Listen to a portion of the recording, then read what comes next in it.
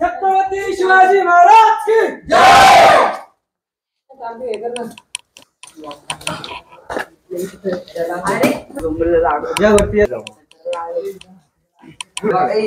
बोला पुण्यश्लोक छत्रपती श्री शिवाजी महाराज की जय भवानी जय शिवाजी। बघा आता आपण जवळपास किल्ल्याचा 80% भाग चढलेला आहोत। 80% भाग चढून आपण इथपर्यंत पोहोचलो आणि इथे पोहोचून जो आपण समोर गेट पाहतो या गेटला इतिहासाची मठाच्या गडाचा मुख्य दरवाजा म्हणजे मेन गेट महाद्वार। परंतु हा दरवाजा त्यावेळेस काही बंद झाला त्या गडावरती जाण्यासाठी किंवा खाली उतरण्यासाठी दुसरा कुठलाही पर्यायी मार्ग नव्हता, पण या गेटला इतिहासामध्ये मेन गेट महाद्वार असं म्हटलेलं आहे। परंतु या गेटची जी काय तुम्ही रचना पाहताय ही नागमोडी आहे, टोक आकाराची। तुम्ही पाहिले असेल ज्यावेळेस तुम्ही खालून पाहिला असेल तेव्हा तुम्हाला दोन बुरुज दिसले असतील, बरोबर ना? दरवाजा काही दिसला नाही। ज्यावेळेस तुम्ही समोर आलात तेव्हा तुम्हाला दरवाजा दिसला। मग याची रचना ही नागमोडी गोमुखी केलेली पाहायला भेटते। याच्या मागचं कारण काय होतं की जर का समोरच्या दिशेने समोरच्या डोंगरावरून जर का एखाद्या शत्रूवर हल्ला केला तर हल्ला तोफांचा व्हायचा आणि तोफांचा हल्ला होऊन आपल्या दरवाजा काय तोफांपासून सुरक्षित राहायला पाहिजे या दृष्टीने याची रचना केली नागमोडी गोमुखी आकाराची आपल्याला केलेली पाहायला भेटते। तुम्ही दोन बुरुज पाहिले असेल समोर येताना, त्या बुरुजाला इतिहासामध्ये नाव आहे जय विजय। जय विजय का बरं? जय विजय कोण होते?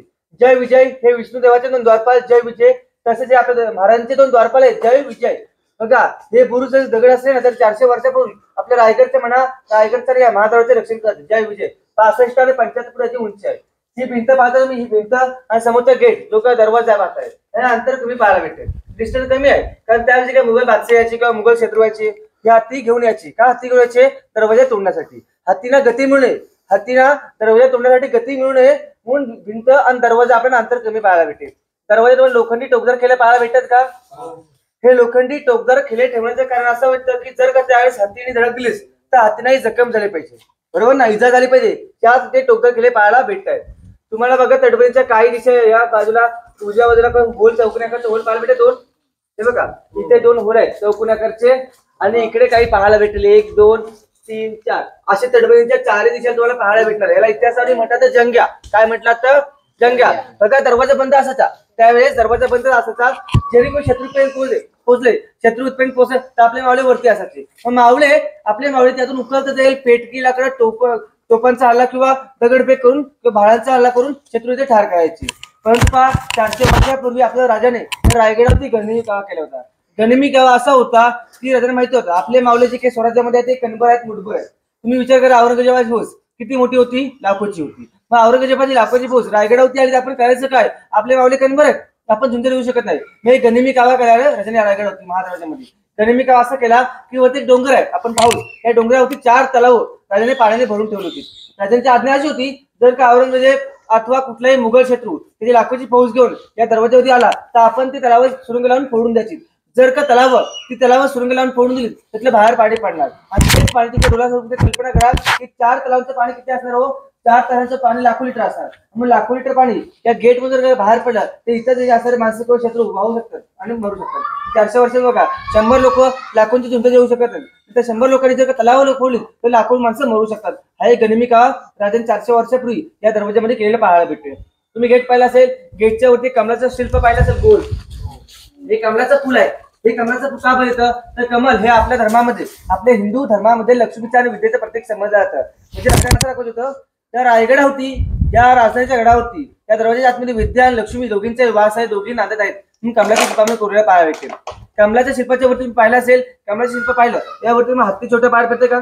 एक हत्ती आहे छोटा आणि हत्तीवरती एक प्राणी आहे, बरोबर ना? आता आपण पहिला फरक समजून घेऊ, तो हत्ती कोण आणि तो प्राणी कोण, त्यांना काय म्हटलं तर हत्ती जो की आहे हे त्यावेळेचे मुघलशाहीचं प्रतीक होतं। जे काय मुघल बादशाह होते यांचं जे काय प्रतीक होतं ते हत्ती होतं। ते बादशाह याची हत्ती घेऊन लढण्यासाठी जसं की आता आपलं प्रतीक आहे कमळाचा फूल, त्यांचं प्रतीक जे काय होतं हत्ती। मग हत्तीवरती जो काय प्राणी आहे हत्तीवरती या काय प्राण्याने पाय ठेवला आहे तो आहे शरभ प्राणी। तुम्ही विचार करा तर तुम्ही बोलाल की शरभ हा प्राणी कुठला आहे? आम्ही कधी ऐकला नाही। शरभ हा प्राणी कुठे आहे? अस्तित्व नाही पृथ्वीवर। मग कुठून आला प्राणी? तर हा एक काल्पनिक प्राणी आहे।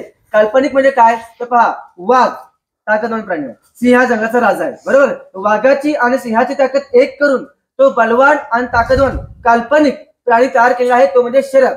तुम्ही विचार करा वाघ आणि सिंह जर एक झाली, दोघांची ताकद एक झाली तर हत्तीला ऐकू शकते का? नाही ऐकणार. वाघाची आणि सिंहाची ताकद एक काल्पनिक करून तो शरब तयार केलेला आहे आणि शरब त्या हत्तीला पायाला लटकून ठेवले. म्हणजे काय, तुमच्या बलाढ्याचा हत्ती, तुमच्या आदिलशाहीचा हत्ती, मुघलशाहीचा हत्ती जर स्वराज्यावरती आला ना, तुमच्या हत्तीला आमचे शरब म्हणजे आमची मराठीशाही पायाखाली दडपून ठेवू शकते. एवढी ताकद आमच्या मराठीशाहीमध्ये आहे. बघा तुम्ही हत्ती शरब पाहिला असेल, तुम्हाला होती दरवाजावरती काही टॉपला तोरण पाहायला भेटे का? बघा असं शिल्प आहे, दिसते का? आता आतमध्ये दुसरं उलटे लेटकलं झुंजा दिसते का तुम्हाला? ते काय आहे तर तोरण आहे. नीट पहा, हे तोरण आहे. तोरण म्हणजे काय, तर आता देखील आपल्या घरामध्ये आपण तोरण लावतो. आपल्या तोरणामध्ये दरवाजा आपण काय लावतो? आंब्याची पानं, तांदळाची कसं, बाजरीची कसं, नाचणी काय, वरी ज्वारी असं आपण आपल्या उंबरठ्याला लावतो ना. मग 400 वर्ष आपली राजाने आपल्या रायगडावरती तोरण लावलंय.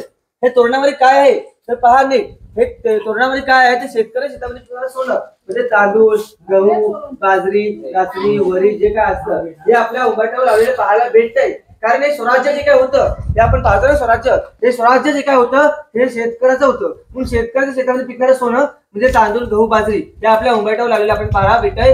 आता आपण घराचं मुख्य द्वार महाद्वाराच्या आहे. आता आपण जे काय 27 पायऱ्या पाहतो ना, या शिवकालीन पायऱ्या, त्याच्यामध्ये काही बदल झालेला नाही. आता जे काही आपण पायऱ्या चढलो, आपण जवळजवळ 1500 पायऱ्या चढलो. या पायऱ्या केल्यात नंतर कुणी केलेल्या आहेत? भारतीय पुरातत्व खात्याने केलेल्या आहेत. परंतु या काय 27 पायऱ्या आहेत, त्याच्यामध्ये काही बदल, काही चेंजेस आहे. ह्या त्यावेळेच्या पायऱ्या शिवकालीन पायऱ्या. आपण गेट पाहू, महाद्वाराचे पाहू आणि पुढची माहिती गडाचं जे काही हत्ती दिला त्याची माहिती आपण वरती घेऊ. आता आपण गेटच्या वरती गेलो की राईट साईडला आपण देवली पाहायला भेटणार, रूम पाहायला भेटणार. ते कुणाची तर हे घरावरती तिथे पहारेकरी असायचे. सांगोटची काटकर रत्नोजी काय करतो चौकीदार दरवाजाची पहारेकरी असायचे. त्यांची आरामाची सोय त्या देवलीमध्ये केली होती. ते देवली पाहू, गेट पाहू आणि पुढची वाटते आपण तलावजवळ घेऊ. मला छत्रपती श्री शिवाजी महाराज की जय, भवानी जय शिवाजी.